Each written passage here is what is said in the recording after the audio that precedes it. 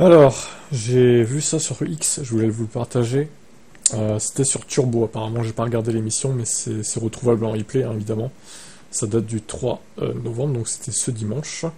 En rechargeant la maison, ils ont dit que la batterie de 51 kWh de la 208, c'était à peu près à 15 centimes. Bon, après, ça dépend. Si vous rechargez en heure pleine, heure creuse, etc., ça varie toujours, si vous avez tempo, etc. Donc, ils ont dit entre 10 et 15 euros le plein. Oui, bon, après, le 10 euros, ça me choque moins, par exemple, parce qu'il y a les pertes à la recharge. Donc, oui, ça dépend. Puis aussi, ça dépend, oui, à l'heure où vous rechargez, mais si vous avez heure pleine, heure creuse aussi. Mais bon, 10-15, ouais, bon.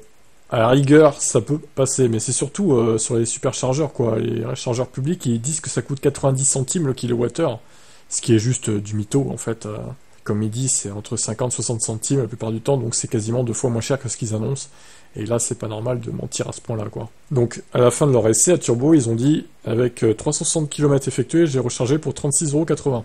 Il faudra la recharger 2 fois pour faire une distance que 208 hybride, 720 km, un surcoût de 12 € pour la i208, qui recharge majoritairement sur les bornes les plus onéreuses. Une fois de plus, dans la vraie vie, les propriétaires vont principalement charger à domicile.